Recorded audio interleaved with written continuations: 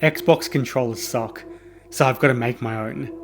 I bought this kit, fully made controller, online from Amazon. This is a see-through, I'm going to say retro kind of look from the early 2000s. I got the green color, has that Halo sort of look.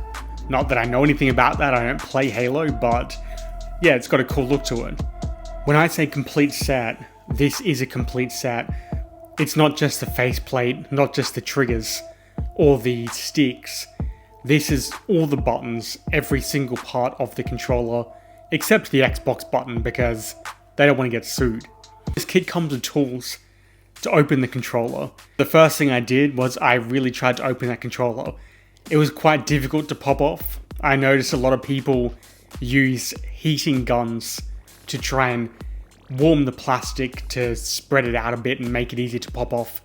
I just ripped the thing off. Wasn't easy, but actually it was. The next step is unscrewing everything. You can see Xbox tries to be fancy and have all these star-shaped screws. That's so some kid can't just open it and pull the screws off. Safety reasons and all that. But the good part is this controller kit came with 2 screwdrivers that match the screws here.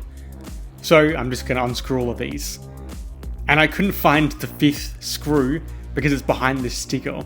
Rip through, we're good to go. Now I've got the face off, it's time to get into the circuit boards. This was really difficult because they really try to hide the screws because they don't want you touching all their stuff. So I have to pull these rumble motors out, pull the top circuit board off, and get to the bottom one. Now I've finally got through, and the buttons just fell everywhere. And I don't know where anything goes, but luckily, Xbox has made it really easy to actually put replacements in, because you can't even misalign the buttons. They've got little pieces of plastic that stick out and they align perfectly to go into the controller. So now I've put it back together. All the buttons are in place, you can see that looks good.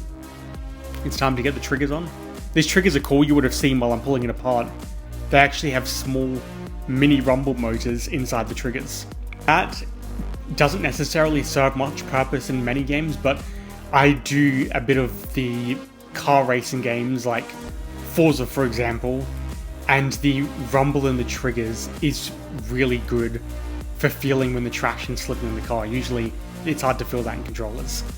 So Xbox has definitely done well doing that on this. Let's finish up, let's put the battery in. Rechargeable battery, of course. I don't know who's using just the straight AA's.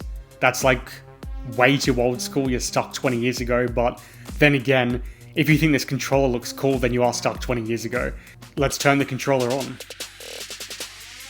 The controller's on, it looks really cool.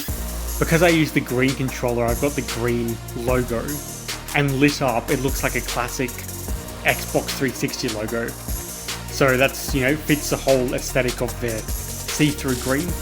Looks really cool, works really well, and let's put it on charge.